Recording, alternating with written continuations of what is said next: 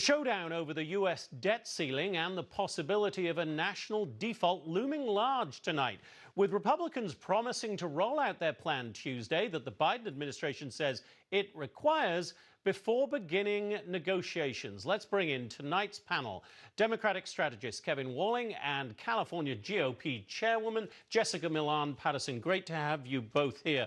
Let me start with you, Jessica. So we're getting this plan. Democrats say it's a pointless plan. It's a no good plan. They say a lot worse things than that. About time we got it. Is it going to be any good? I think that what the disappointing part about all of this is that we've gone 75 days where the president has been MIA when it comes to negotiations.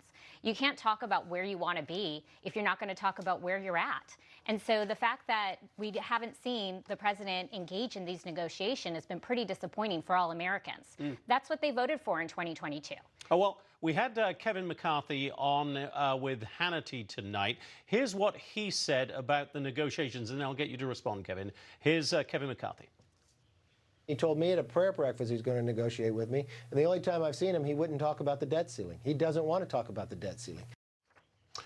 Kevin, he's not negotiating. He doesn't want to talk. Well, Jonathan, we don't even know where the Republicans stand, to your point just now. I mean, we are 4 months into the GOP majority in Congress, and we still don't have their budget that was promised weeks ago by Kevin McCarthy and his leadership team. And you're starting to see these fissures within his leadership team where they're already attacking one another, Jody Arrington, Steve Scalise, the Speaker, in the press. And I think what you're seeing is chaos on the Republican side, and you see a fairly united Democratic Party with the president's budget that he's put out and the idea that we shouldn't negotiate on the debt ceiling in the full faith and credit of the United States, something that was passed 3 times unanimously or near unanimously under Donald Trump.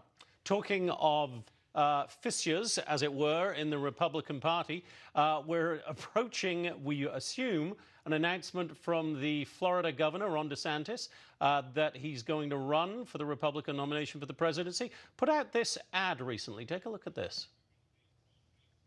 We're not going to mess with Social Security as Republicans. What did Trump say? Entitlements ever be on your plane? At some point they will be. We will take a look at that. Trump should fight Democrats, not lie about Governor DeSantis. What happened to Donald Trump? DeSantis going directly after the former president there, Jessica. That doesn't bode well for how this is going to go when we get to the primaries. Well, welcome to the Thunderdome, right? This is going to be an absolute all-out fight for this nomination. And we have an embarrassment of riches. We have the president, President Trump, who's already in the race, who has proven himself as a leader. And after the last 2.5 years that we've seen under Joe Biden, people are longing for those days. We have someone like Ron DeSantis, who's thinking about getting in the race, has been an amazing executive and has done a phenomenal job down in Florida. Global leaders like Ambassador Nikki Haley, who's already in the race, Senator Scott, who has been a trailblazer with his ideas in the Senate. We're excited about the candidates that we get to choose from, while Democrats are stuck with a guy whose approval ratings are below 44%.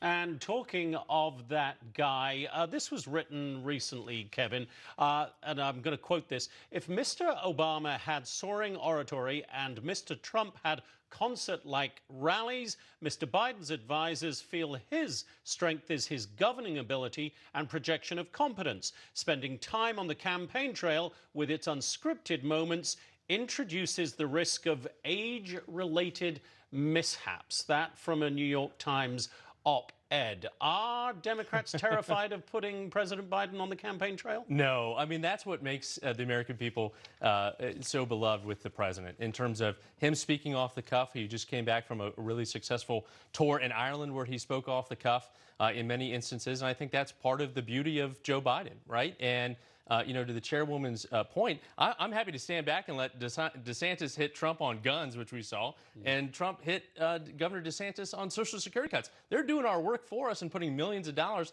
attacking one another this early in the race, I think is a good thing for the incumbent president. Jessica, do you think the American people want to see Biden-Trump 2.0? I think that we're really early in the whole process. And, when we go through these primaries a year out, it's hard to tell who's going to be the nominee. I think that we have certainly some early polls, but things could change a lot between now and next year.